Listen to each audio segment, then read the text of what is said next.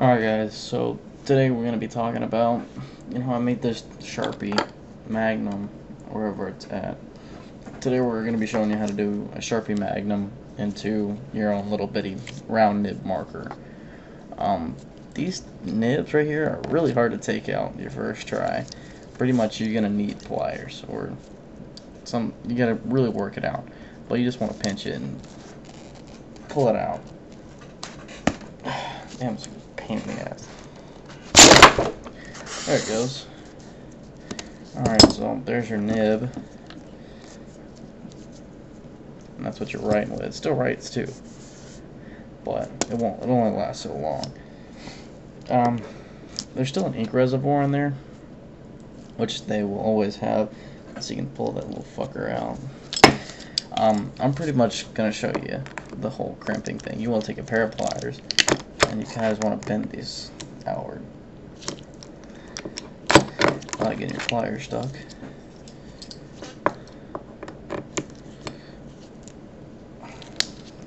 You just want to keep going around in a circular motion.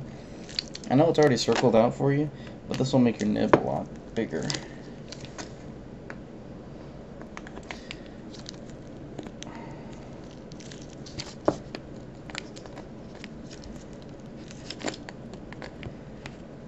You just want to kind of make it real rounded. And before you start stuffing it up and filling it with your inks and all that good stuff, you want to make sure that your cap still fits on it, wherever it's at. Man, I'm losing shit again. There it is. You want to make sure your cap still fits on. See, like this doesn't fit. It's not the correct size yet. So what I need to do is shrink it in some.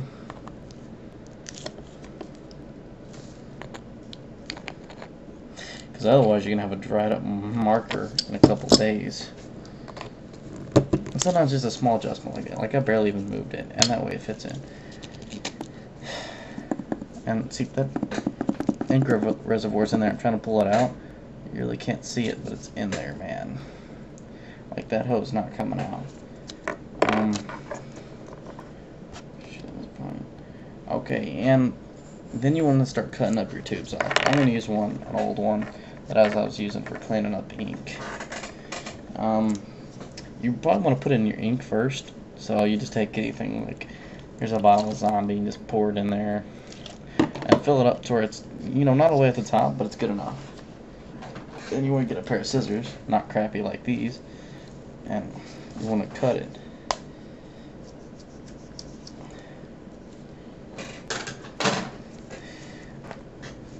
And the only reason I'm ripping this is because I can't actually cut it with those scissors.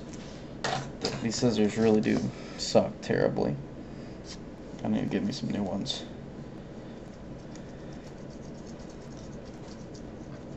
And the way you want to cut these out, you kind of want to cut them out in squares. See, like I cut in first like that, and then because I don't have scissors, you're gonna have to rip part of this. All right, and then I'm trying to form a square right here. If you look at it, it's starting to come into a square. And for this, I recommend you use a little bit more free-flowing ink. Don't use something like Genovo. Genovo will never work. I guess it might, but you have to make a lot of adjustments. Use something like Oink. Oink would probably be the recommended ink. Alright, so we got another half cut out, and you see where it's starting to turn into like a square.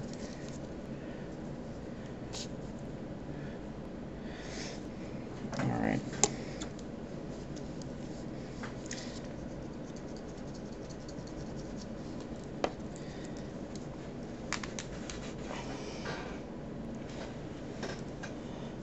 I'm gonna wait 5 hours for me to finally cut this fucking thing.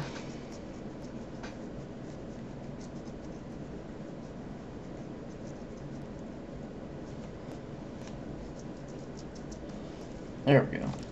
So we got our little square going on here, right? And, to make the first part, because it really goes in deep before it actually hits the reservoir, so it's about that far in, you want to kind of roll this thing up. Now, depending on how free-flowing your ink is how compact you really want it to be. Like, if I was going to use Oink, I would roll this and then fold it, and then shove the hoe in there. And because I'm not actually going to fill it with ink or any other ink right now, I'm not going to actually make the marker. I'm just going to demonstrate to you how to make it.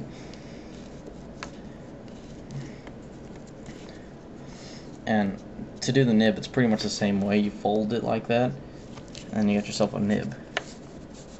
And when you get the ink in there, if you really don't want to wait for it to free flow out, take some ink and pour it on top of this little nib you got going right up here, and that'll start juicing it up for you. That way you get it to sit there and prime it. Just, you know, pour some ink on it, and then you just start writing away, man. And it's a good marker. You can cap it, look like any other Magnum. You can electric tape it, whatever you want to do to it, man. But this is a good marker to, you know, fuck around with. Me personally, I want to fill this with zombie ink. So let me pause you real quick. Alright guys, so this video is more of a when cans go bad.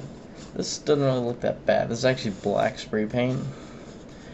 But as you can see, there's like orange and shit all over it. I was about to take off all my caps. Just a regular old female, because this is a female can. You gotta use a female cap. And it's pretty stuck on there. That's what I don't like about female cans. I mean male cans. Those female caps are bitch to take off. There. Jeez, I never had that kind of problem with female cans. Anyways, that's pretty fucked up. The black ain't really that bad. We're gonna go into my blue. Fuck. You can tell this doesn't look that bad, but it's got a lot of yellow and orange on it for some reason.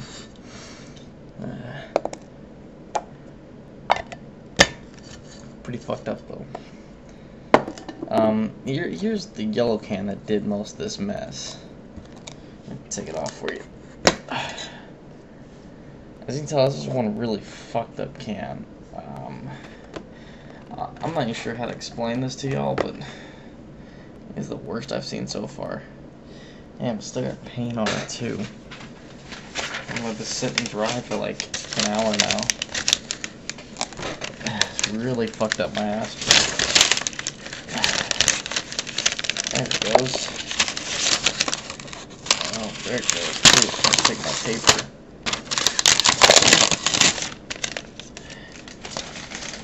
And you see, this is a really fucked up can.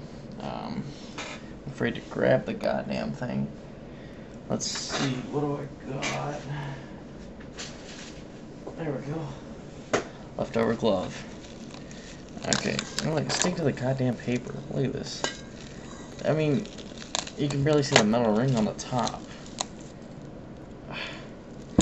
This is sometimes why I don't use Rusto that much, because it really just pisses me off when it does shit like this and it gets all over you. That's why I started wearing gloves recently. That's a seriously fucked up can. Here's the orange. It wasn't nearly as bad. As you can see, it's still pretty fucked up. This is just one of those reasons why I don't like Rust-Oleum 100%. If they didn't do this, I would love Rust-Oleum. It'd be my favorite brand of paint. You can see another fucked up cap. This used to be a clear cap. Now you can't even tell what color it used to be. God damn.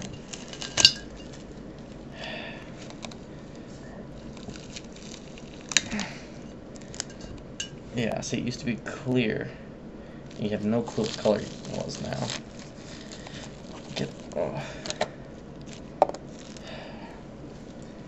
Rust-Oleum really pisses me off sometimes.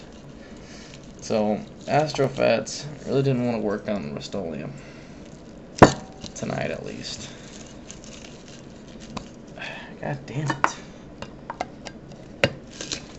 So now I got a bunch of paint on my hands. A lot of other stuff. This is a really big mess. I don't even know what to do with these cans, because it's going to take forever for them to dry. Got a black. This was a color place. I was using it for, I guess, styles. You know, calligraphy cat diagonal. That's always great.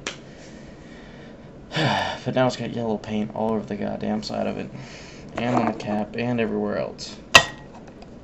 Fucking Rust-Oleum, man, I'm telling you. It's good shit. When it doesn't fuck up. God damn, this is some seriously fucked up shit. Like, I can't even explain it to you. But this is what it did to the inside of my bag. I mean, seriously. It's ridiculous, man.